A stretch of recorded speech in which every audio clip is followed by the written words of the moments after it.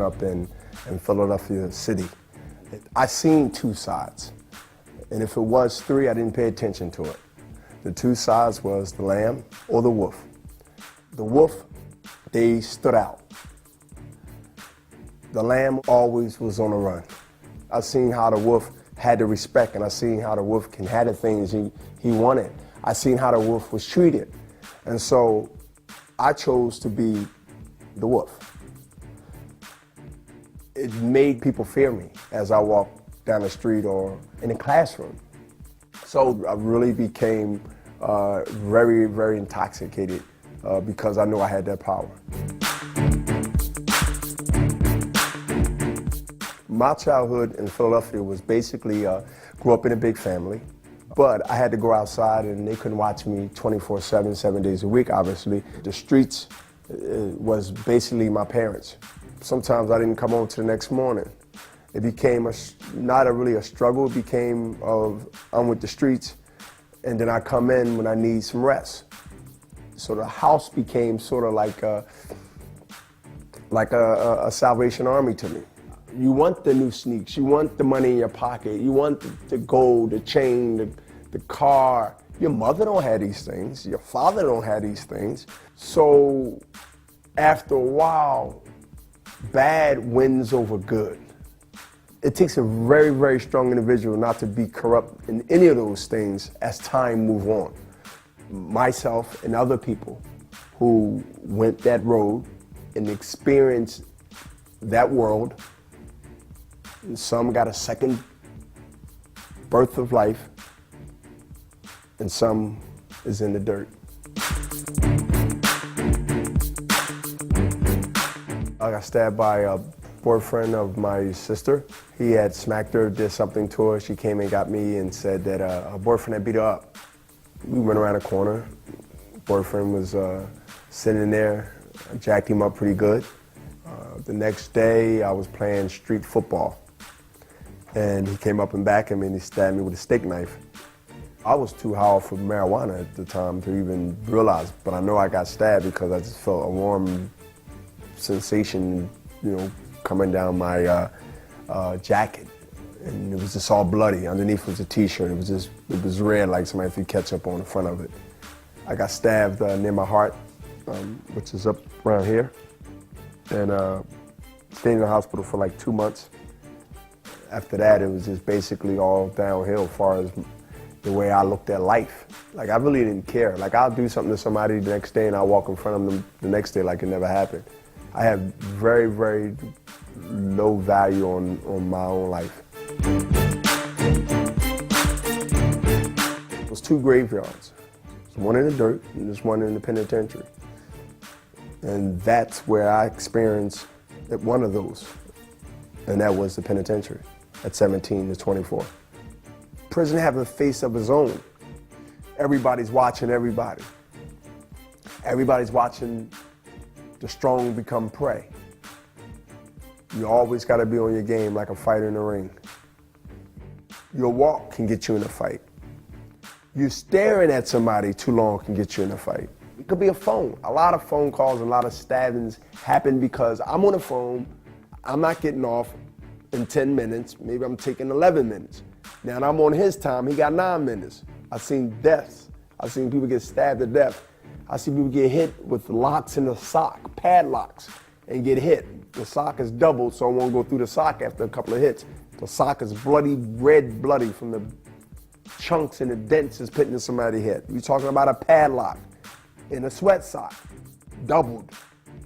You ready to get shot to get hit with that. And that's how prison is. You gotta be willing to look in a guy's face and say, I will kill you if I have to. You gotta be ready to look in the face and say that I will stab you, I will hurt you, and you can't talk the game. You gotta really act and do the game. And prison is a thing where talking gets you killed. What gets you respect is you do. The guy that you fear is the guy that says nothing.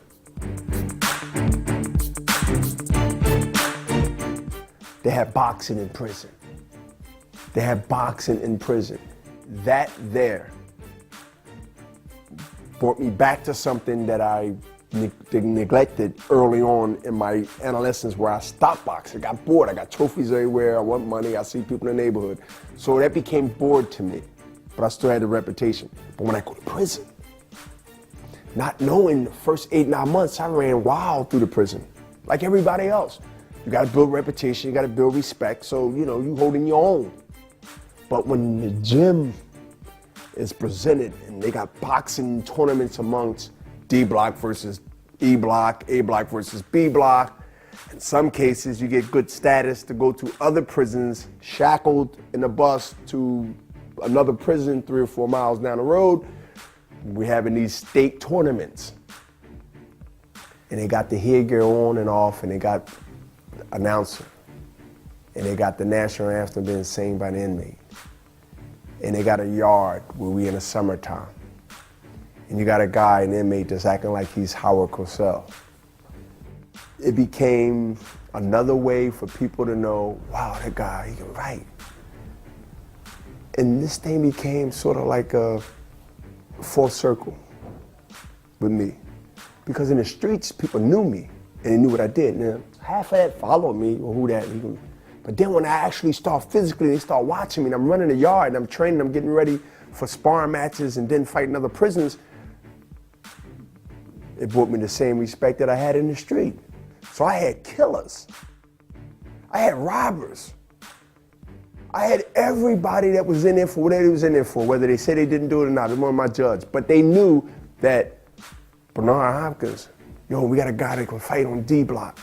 You become a celebrity because I'm really a championeer. But it was the respect when somebody said, don't mess with him. You all right? You need anything? You all right, champ? That was like my meds. That was medication for me. My thing was, when I get out, I'm never coming back. And if I can stay out longer than 6 months, I might have a shot, because that's never a thing that I can do.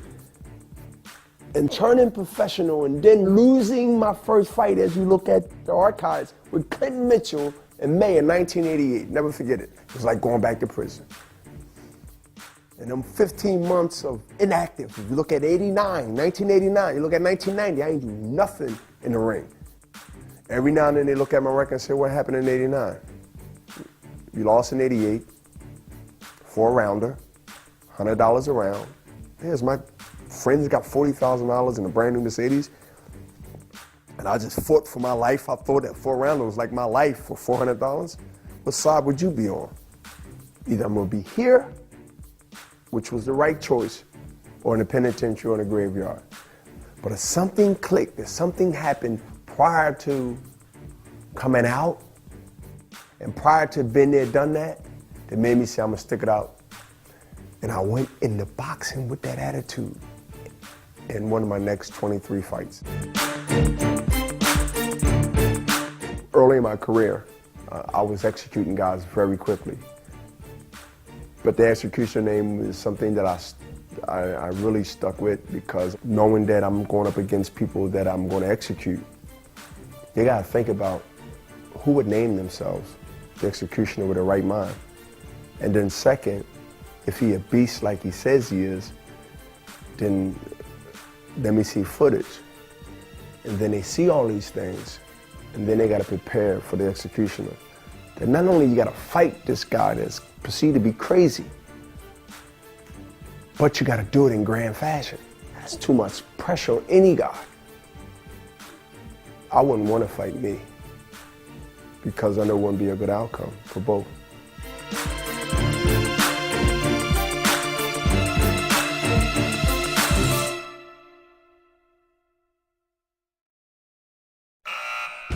Everybody up! Cell block D, get up! Remember now, that professional boxing shit ain't gonna help you here. No refs, no rounds. You fight until somebody quits.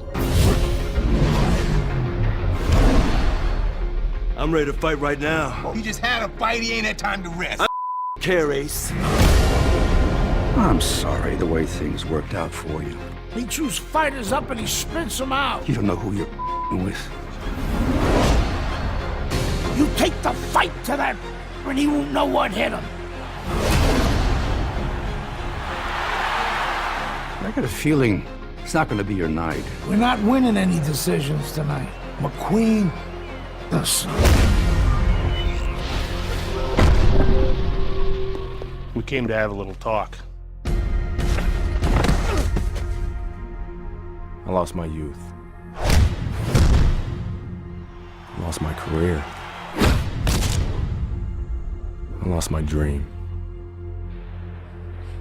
Now what?